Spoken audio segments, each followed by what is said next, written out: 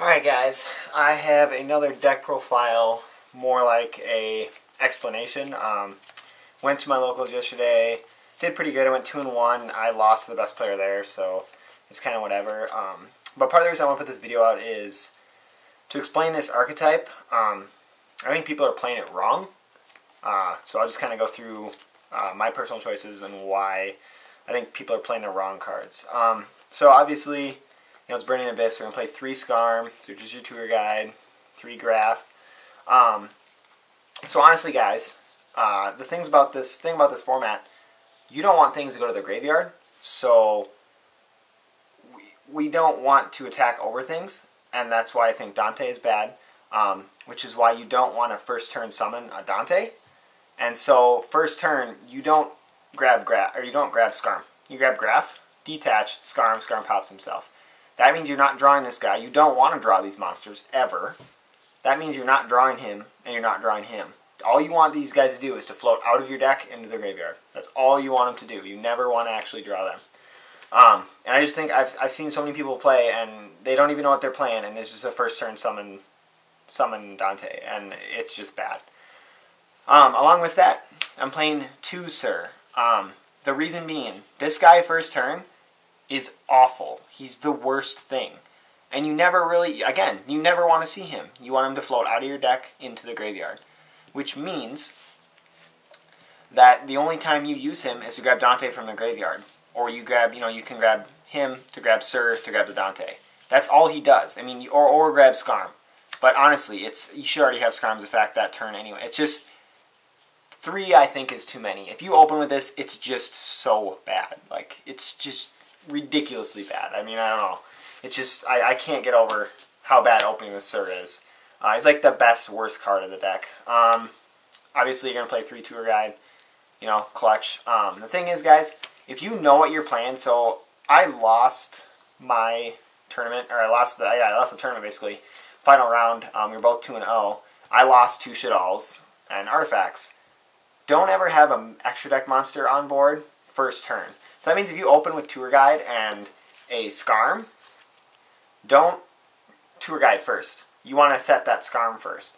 Because he already knows that you're setting a monster that's going to float. So 1, he doesn't want to send to the graveyard. So if he does attack, then yep, okay, he's going to attack. 2, then you'll get hits effect. 2, if he doesn't attack, then next turn, you're going to be able to either normal summon one of your Burning Abyss, or you're going to go ahead and tribute summon over for one of these guys. The thing is, if they know what they're playing, they're not going to send it to the graveyard. And if they do, you just get the plus. So basically, that's why we're playing 2 Caius and 2 Majesty's Fiend. I mean, this thing can just steal games. I was playing 2 Dragon originally, and I actually took both of those out for just different cards.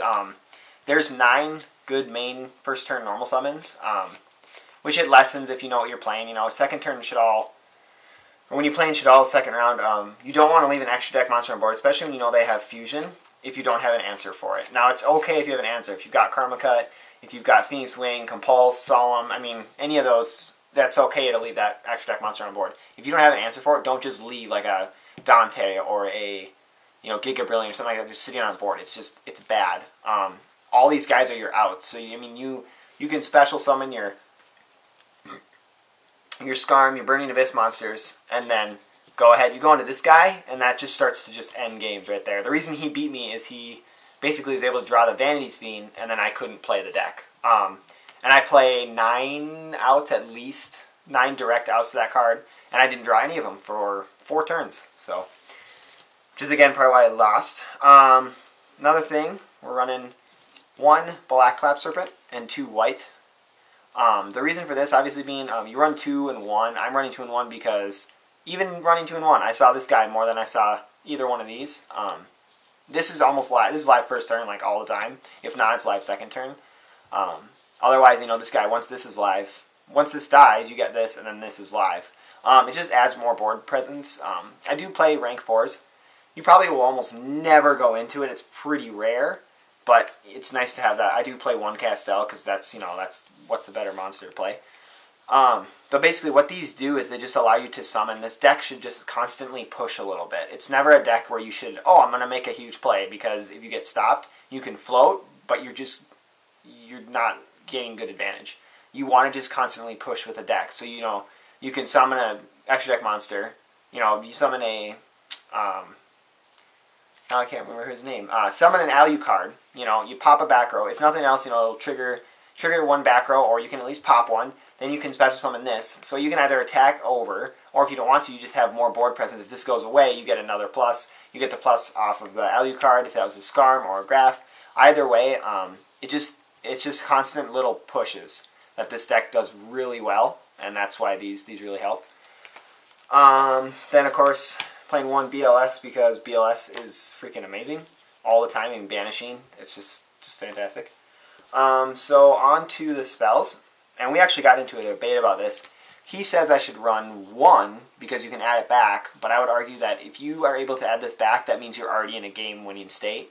If you have the ability to add it back and deal with that cost where you can't special summon with your tour guide, you can't special summon at all, whether that be BLS, the Collapse Serpents, that means you're already winning so hard that you probably don't need this. So which is why I play 2. I mean, yeah, once you activate it, you can add it back, but I would rather not add it back and then draw it and go, oh shit, well, okay, well, I can tour guide into a Dante, into a Pleiades, have 3 attachments. So yeah, that's why I play 2. 3, I think, is too many. You don't need that many. I get the idea of playing 3, but I just don't think you need 3 of them. I think there's other cards, better cards you can play. Then we're going to be playing 2 Lance because you want your tour guides to go off. And you can also use this as an attack modifier, which is actually pretty huge. Because a lot of your rank 3s are not that big, but if you have the ability to lance their monster and then attack, and then you get to attack right over it, it's just like, it's not always something I see coming. But so Lance worked really well during the tournament. We're playing 1 Allure of Darkness because draw power is good. It sucks because you have to banish, but honestly, again, like if you open this and a Sir first turn, it's like, oh, perfect target because Sir sucks first turn, like I said. We're playing 1 Soul Charge because it's Soul Charge, it's that one. The thing is with this, you have to be really careful because you kind of want to activate it early game to make, again, little pushes. I mean, you can activate a tour guide to summon Alucard, to pop a back row, or that gets destroyed. Then you Soul Charge for 2 maybe, just 2 monsters, to get another board presence, to pop another back row, what have you. You have to be careful because you can Soul Charge your Burning Abyss if you don't go into like a Dante and then into something else, they pop themselves. So it's good. It's not as good as it could be, basically. I mean, in like rank 4 decks, it does so well that, oh, I'm going to make a Castel and a 101, or I'm going to make 2 Castels, or, Black Ship. There's just so many more options in rank 4 decks. But Foolish Burial, this is your Skarm, this is your Graph to special summon. I open this and a Skarm, so you send this to send the Graph to special summon the Sir, and then you normal summon the Skarm. And then, sure enough, there you go. There's your rank 3. And that was only, there's 2 cards from hand, but then you get that other tour guide back, so. And then we're playing 1 Creature Swap because this is super, super fun. And because you can make lower attack monsters and then attack over it, they go to your graveyard, you still get effects, so. Alright, and then for traps, I like traps. Another thing, guys, I'm not playing Supply Squad. I originally was, and it's bad. You don't need to draw that much. The thing is, if you're drawing and you draw your Burning Mist monsters, you may as well not have drawn at all. Plus, you want minus because you're playing that stupid Supply Squad, which means you can't special summon your own monsters. You can't special summon.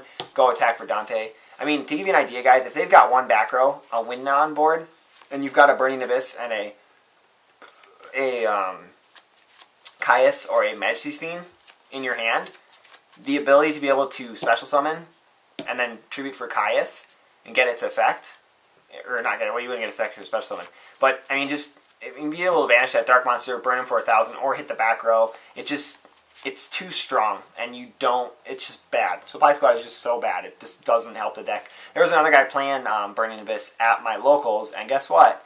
Guess who didn't make it into the top? He didn't, because he was playing Supply Squad, and that's bad.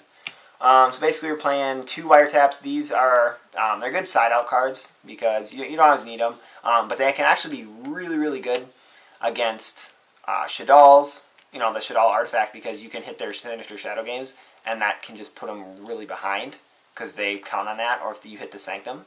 So it can be really good. If I was playing Vanity's Emptiness, I would definitely play Trap Stun. I'd probably play 3 of them, but I don't have any Vanity's Emptiness, so for now that's what I'm going to be playing.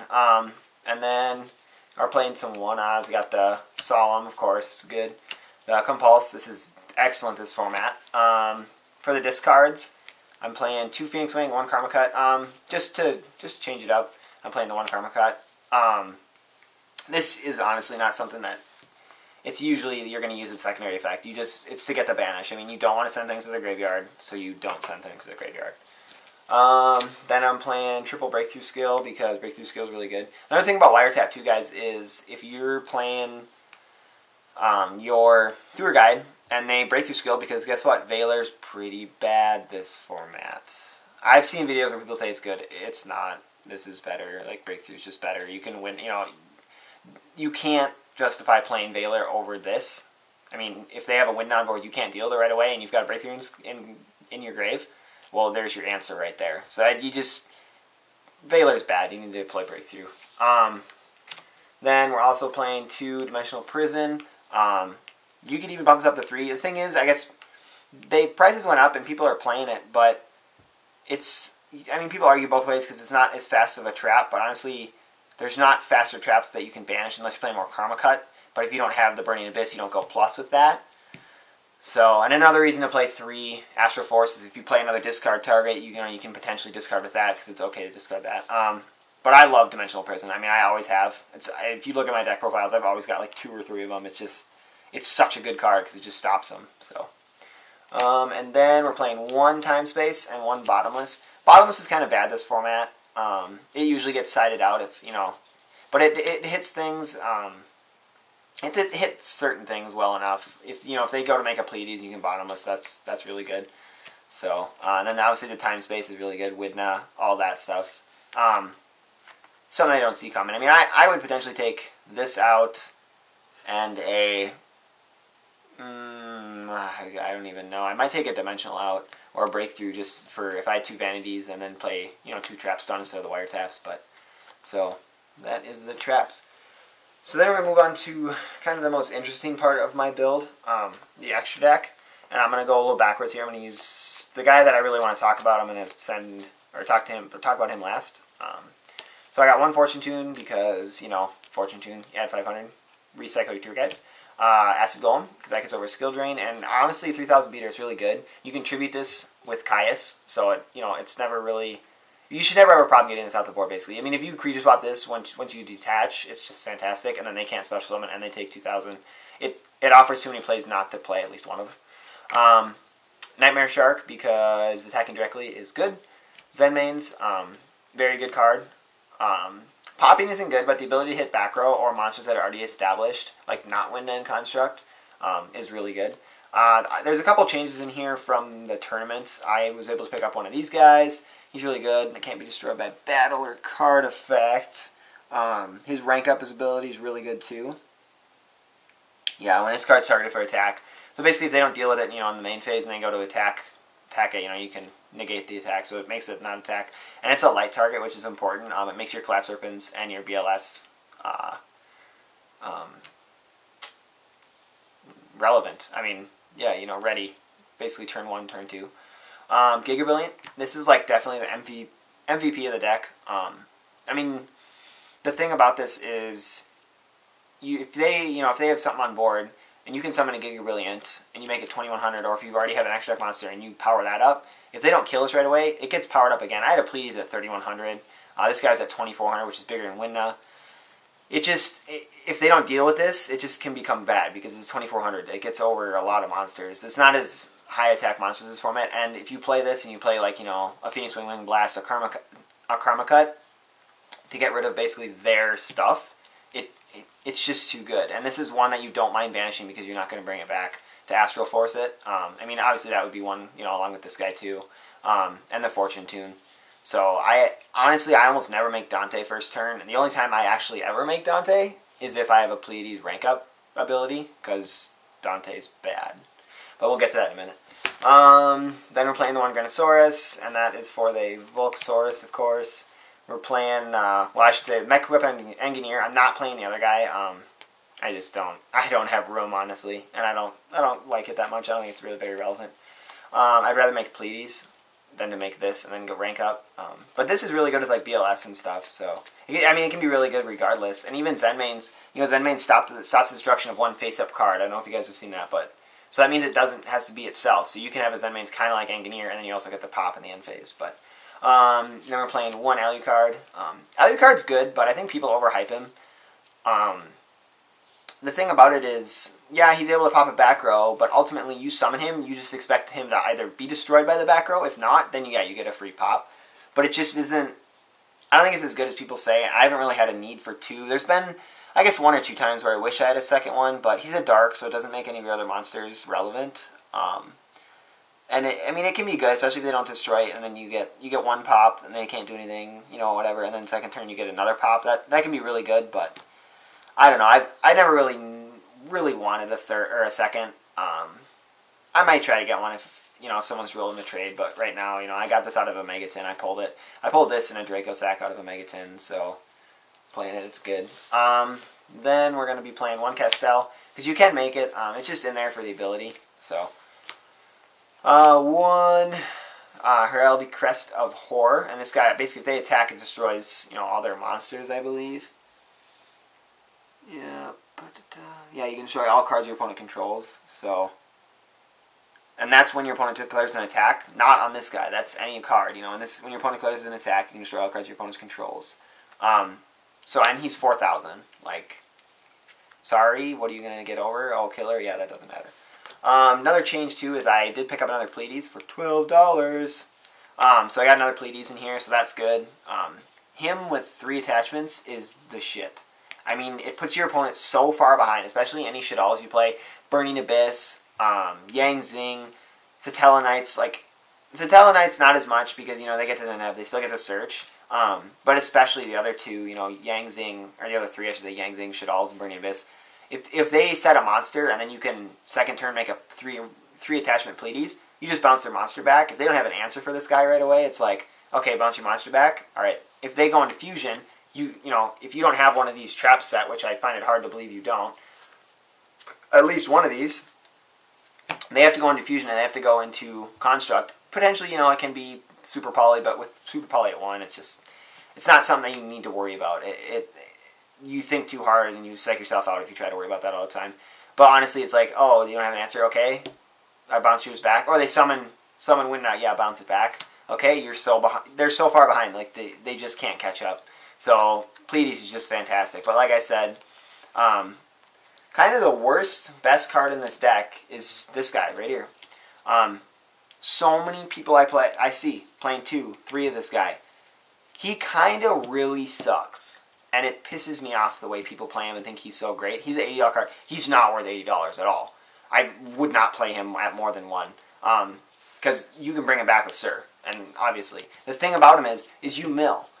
If you look at your deck, the only mill targets you want are these Burning Abyss monsters right here. And even if you play 3 of each, I play 1 less. The thing is, if you're smart, you're either going to go into a Skarm or a Graph. So if you go into a Graph first turn, and then you go into Dante, you'll get Graph's effect, especially summon Skarm. That means 2 of your monster's effects, or 1 of them, you could say, either way, however you want to put it, have been activated. So potentially, if you get a Skarm milled, you're good, or a Sir. Potentially, out of this huge deck. It just isn't worth it to mill 3 cards, guys. It's not good. And again, you don't want to send them to the graveyard. So why are we glorifying this stinking card? You know what the best part about this card is? Oh, weird. Pleiades. That's why this card is good. It's not good otherwise. When the new tuning monster comes out, yes, that card will be good. Being able to bounce him back because we don't want to send him to the graveyard, then it will be good. But right now, this guy is shitty. And I'm saying it. Like, he's not good. He's good for rank up. That's it. Milling my cards is so bad. It's like, oh, I mill? Okay, so I milled 2 traps and a spell that I didn't want to mill. That's cool, because that did nothing for me except make me go minus. And I know people play him for the free detach, but honestly, if you want a 2500 beater, get Leviathan in your extra deck. This guy mills, and that's a problem. Yeah, you get to put him in defense so he can't get on an arced. That's so not relevant, this format. It's just not relevant, especially with all the back row you play. This guy sucks, okay, guys? Like, stop playing him at 2 or 3. Like, he's just not relevant. I mean, yeah, potentially you can play him at 2 if you're playing 3 rank up, which I don't think is good anyways, but it's just not. Stop, like, oh, I just can't get over how hyped this guy is. It's just dumb. Anyway, sorry about that rant. I can't. People think he's so good, and he's not. He's not an $80 card at all. So basically, we move on to the side deck. This was pretty good. The thing about it is, though, I tried to make this deck as strong as I can against this meta because it's such a well-defined format. I didn't side that much. So I'm playing 2 Soul Release, which I never sided. 2 DD Crow, which I never sided. My matches were Shaddoll Artifacts, Evil Czars. Dude, that was not even... That was nothing. Which I don't even think I sided anything against them. And then Shaddoll Artifacts, which is the one that actually beat me. Again, with the Vanity's Fiend. But, I mean, again, these are all good cards to side. Neospatian, again, I play so many outs in the main deck that it's like, he's really good against, like, Winna and Construct and that kind of stuff. It's just, I just didn't find myself ever needing to really side this stuff. 2 Light Imprisoning, you just have to be careful about this. It can be way too clutch against the Tellarknights, that's why it's in here. If you're able to flip this against the Tellarknights, you usually have the ability to pop it. Like, you know, you got your Kais, you got your Black Collapse Serpent, all that stuff. So you have the ability to get rid of this. And you can go into Tour Guide, and you can play around this, and it kills decks so fast. Even there's 2 guys playing Boojins. It's really relevant right now. The other one I'm playing that I'll probably take out is this Curse Seal. It's very conditional. I mean, because you have to have a spell in hand, and we only play 1, 2, 3, 4, 5, 6, 7, 8. You play 8 spells, which is actually more than I thought. Some of these you don't want to discard, but honestly, if you get this off against Shaddolls and you hit their fusion, they lost the game. Like, they can't play anymore because they can't make any type of push. So, I mean, I don't know. I still like the card. I don't know. I might keep it in. I might take it out. I didn't side this against Shaddolls, though. I mean, to be honest with you guys, the only thing I sided against Shaddolls was the 2 Noblemen across out because obviously it hits the face downs, the flip effects, all that good stuff. And then, you know, stopping effects is good. Then I played 2 face off, and that's for Boojins again. Otherwise, this deck does well against Boojins just because you can just stop them before they start pretty much all the time with your back row or with, you know, your constant. Boojins are really good about control, and this deck again is just all about the little pushes. Just push, push, push, little push, little push, little push. And then instead of playing MSTs, I play 2 Lila because this puts board presence. You can protect it, and then, you know, being able to pop is good. And this gets over basically the Shadow Imprisoning here. That's why this is in here. Now, MST can be good. I heard people are playing Fire Fist. I'm actually building a variant of Fire Fist, which I'll be putting up here soon. It's not going to be a 3-4 axis because, again, guys, sending things to the graveyard is not that great this format. But basically, this is good instead of MST. I just don't like that MST just kind of makes you go minus. It's just a 1-for-1, and I don't know. It's just kind of it just isn't my idea of a good card. I just like what this does better. So yeah, so that's the deck, guys. Please feel free to comment. If you want to subscribe, you can. We try to do content. I should say it's just me on the channel, so I try to do content like at least once a week. I'm pretty busy. I go to school full time. I work full time. I'm married. All that good stuff. But yeah, let me know what you think of the deck. Please feel free to argue with me about Dante if you want. You're going to have a pretty hard time convincing me that he's not a terrible card, though. Because the best thing about him is this guy right here. So, yeah, thanks for watching, guys.